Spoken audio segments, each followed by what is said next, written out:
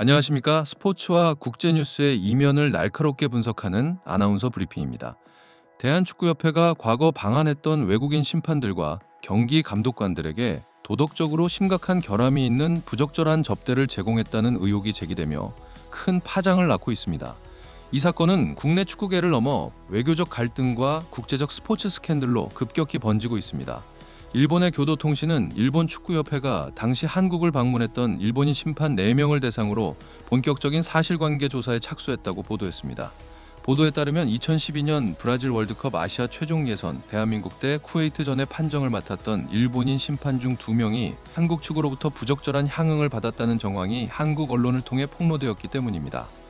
해당 경기를 주관했던 심판들은 대부분 현역에서 은퇴한 상태이지만 일부 인사가 현재 일본 축구협회 내에서 제1리그 심판진을 총괄하는 핵심 간부직을 맡고 있는 것으로 확인되면서 일본 열도 역시 커다란 충격에 휩싸였습니다.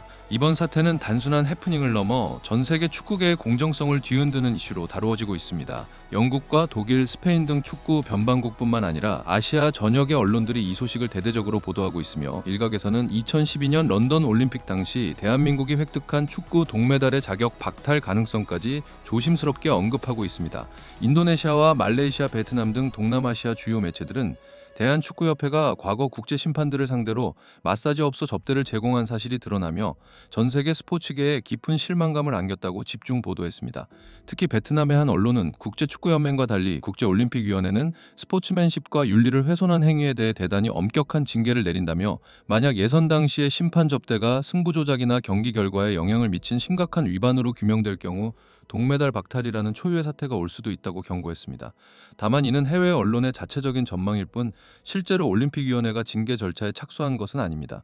유럽 언론들도 비판의 목소리를 높였습니다. 영국의 인디펜던트와 독일의 데어 슈피겔 등은 대한축구협회가 10여 년 전 발생한 심판진 향응 제공 사실을 인정하고 공식 사과했다며 문화체육관광부의 감사 결과 드러난 구체적인 카드 결제 내역과 정황들을 소상히 보도했습니다. 인접국인 일본과 중국 매체들의 반응은 한층 더 냉소적입니다. 일본의 도쿄 스포츠는 이번 사건을 조명하며 온라인상에서 2002년 한일 월드컵 당시의 판정 시비까지 다시 언급되고 있다고 전했고 중국의 신화스포츠 역시 판정의 공정성 훼손 문제를 강하게 비판했습니다. 대한축구협회의 이 부끄러운 민낯을 처음으로 세상에 알린 것은 JTBC 뉴스룸의 단독 보도였습니다. 해당 보도에 따르면 축구협회는 2011년 3월부터 2012년 3월까지 국내에서 개최된 국가대표팀 및 올림픽 대표팀 경기 7곳에 참가한 외국인 심판과 감독관들에게 협회 법인카드로 부적절한 편의를 제공한 것이 2016년 정부 감사에서 적발되었습니다.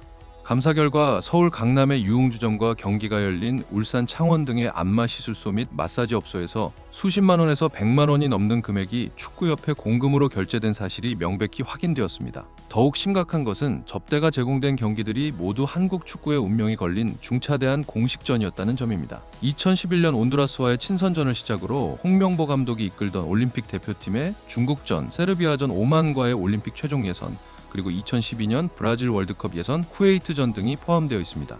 대한민국 대표팀은 이 기간 치러진 7경기에서 5승 2무라는 압도적인 성적을 거두었습니다. 당시 업무를 수행했던 축구협회 관계자는 심판들이 먼저 요구하는 경우가 있어 판정 불이익을 예방하기 위해 관행적으로 응했을 뿐이라며 직접 동석하지는 않고 결제만 대신해 준 것이라 해명했습니다. 또한 현재는 클린카드 제도가 도입되어 이러한 업소에서의 결제는 원천 차단되었다고 해명했습니다. 그러나 공정성이 생명인 스포츠 단체에서 심판에게 불법적인 접대를 했다는 사실 자체만으로도 면죄부를 받기는 어렵습니다. 사건이 일어난 시기는 조중현 전 회장 시절이었으며 정몽규 현 회장은 2016년 감사 결과 발표 당시 대국민 사과를 한 바 있습니다. 하지만 10년이 지난 2026년 현재 구체적인 접대 항목과 파장이 외신을 통해 전 세계로 전파되면서 한국 축구는 사상 최악의 도덕적 위기를 맞이하게 되었습니다. 향후 일본 축구협회의 조사 결과와 국제기구들의 대응에 따라 이번 사태의 후폭풍은 가늠하기 힘들 정도로 커질 전망입니다. 대한축구협회는 공식 입장문을 통해 과거의 부적절한 행위로 심려를 끼쳐드린 점에 대해 축구 팬들과 전 세계 관계자들에게 깊이 사과드린다고 고개를 숙였습니다. 이상으로 스포츠 브리핑을 마칩니다. 시청해주셔서 감사합니다.